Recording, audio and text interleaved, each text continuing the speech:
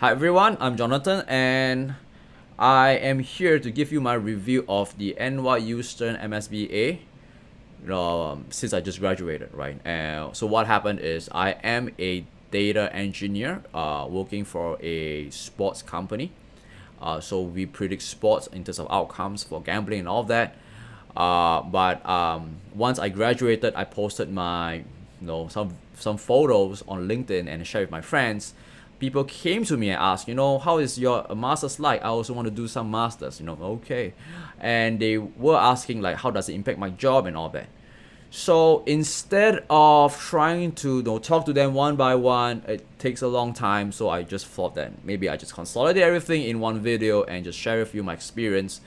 Maybe you might want to take on this masters yourself, or you might want to look for other courses. I just want to caution that my experience is on the 2020/21 cohort. Reason being, this course do upgrade it themselves as they take in feedback, as they review the years. So your experience is going to be different from mine. Also, this course is supposed to be a hybrid course, meaning mostly it's remote, but there are certain periods of time where you're supposed to travel to New York University, or you're supposed to travel to Shanghai, Abu Dhabi, and take lessons there.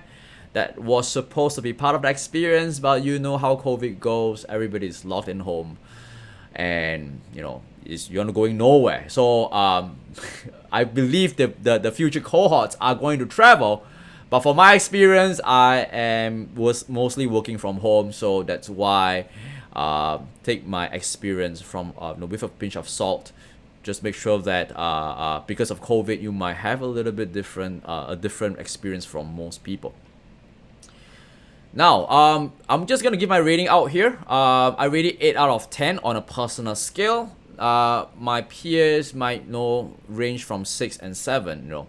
And the reason why there is a disparity in terms of the ratings is because how you make it relevant is very, very important. And I find it relevant for my context, but not all my peers find the same level of context like I am, right?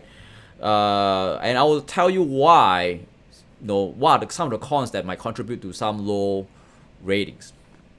So let's start with the cons. Now, when we talk about business analytics, we sometimes always think about data science. We think about machine learning. This course really isn't about machine learning and AI. That's just because while I was going through school, there was only one module on it, and that's just one day of lecture. You also have your pre-module assignments and post-module assignments. But how they teach is they use an application called Weka. And then you can put in your parameters, do clustering or classifications or regression over that toolbox, and that it will just churn out your results. But practically speaking, because I'm already doing sports predictions for my job, I use Jupyter Notebook. I actually use SageMaker, or in some cases, people will use R Studio. You program in R. That AI mode, that toolkit is a little bit out of touch. I feel like we don't really use that daily. Of course, in the course itself, they teach R, they teach Python and all of that, and they teach you how to do your regressions and all of that using those tools. But they are not exactly honed into machine learning and AI. More of stats, mathematical optimization, but not exactly going through the tenets of what people want to go into, right? Like they don't focus in so much on text analysis and sentiment. They might give you a brief touch on how it looks like, but it's not very in-depth, or even image classifications and all that. It's not very in-depth. So if you really want to go into machine learning and AI comprehensively, this course isn't for you. All right.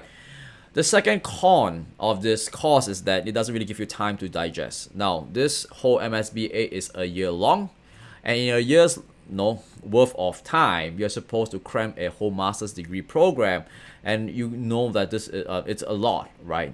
You learn statistical modeling, you learn web analytics, R, Google Cloud, and all these are jam-packed of information. They also need time to mature as skills in your life. But when you cram it in all in 1 year, it's kind of hard. And I know how the generic format is like this. You have pre-module assignments, and then you have post-module assignments. In between, you have lectures, and your lectures can range between 1 day to 3 days, based on the topic that they are teaching or covering. Now, with that short span of time, you're supposed to ace it. I can tell you that it's painful sometimes, especially if you are very new to coding. Some of my peers do struggle with coding a little bit as closer to the capstone projects, and they will asking me to help them a little bit. I do try to give as much sample code out for my peers, but in reality, it's not simple, and so I would just caution that this course doesn't really give you the time to digest. I would like the course to be stretched a little bit more, maybe 2 years, and it might just be better in terms of that. But maybe next time. I've already graduated. My capstone is an A, so cool. So out of the cons, let's go into the pros, right? Now, this course is very good about business decisions using math and statistics, and I find it very, very useful. Now, decision making, it's very key, especially when you have systems. You want to build like prescriptive models that will help you not just predict, but automate cures for your systems. For example, like CBS Fantasy, we do projections, and then for players, right, and then for fantasy points. Now, then you need to use mathematical optimization to build your lineups. So they teach here how to make good business decisions with mathematical optimizations and even statistical modeling. Gives you a very good foundation. So it's a course that makes you want to rewatch all the videos again. And you really want to glean and squeeze out all the nuggets of gold that your teachers are teaching you. So I really, really enjoy that part. And of course, the visualization is good. They teach you Tableau. Tableau is really regarded as one of the main tool for business intelligence. So if you really want to learn how to use tools or methods to do business decisions through mathematical modeling or statistics, this course is for you, right? And of course, this modeling gives you the foundation for data science, right? So they don't really go right in depth into science per se, AI, reinforcement learning, like classifications of text, how to draw sentiments, how to use different stuff. But the foundations are there. Like you have what it takes in terms of knowledge to build upon supplement your learning on top of what they teach you. And so I do believe that this is very, very good, especially if you don't quite know what you want to do for as a job, right? There are some there is a undergrad that came to me. He's still studying and he doesn't really know what he wants. He just knows that he wants to do data science. Then this kind of course is for you because it gives you a broad perspective of what can be out there in terms of your learning. Last but not least, the prestige of the NYU name. Now, they give, once you graduate from NYU, people do come to you and they all offer you jobs. You might think this is a bit frivolous, but it just works, right? I taught in University of Miami before, right? I taught in a data analytics bootcamp for 24 weeks. And I do know that just by the brand name of University of Miami, people do hire my ex-students to work in their firm. So take it or leave it, the prestige of NYU Stern works. And if you really are looking for a job, this school can be helpful for you. Now, what would be an average rating for some people? Like what I said, right? You might miss out on traveling if you want to go travel. Some of the tools they use are a little bit old, like the crystal ball with Excel. Like they want to do Monte Carlo simulation, they use crystal ball and Excel. I did Monte Carlo simulation before this course, and I did it in, of course, using PySpark, and I did it using Jupyter Notebook. So you don't really do science with crystal ball and Excel in terms of deploying into the cloud, right? Because I don't really know if Oracle's crystal ball with Excel deploys to the cloud. So it has this very like, hey, it's very good at teaching you the concepts.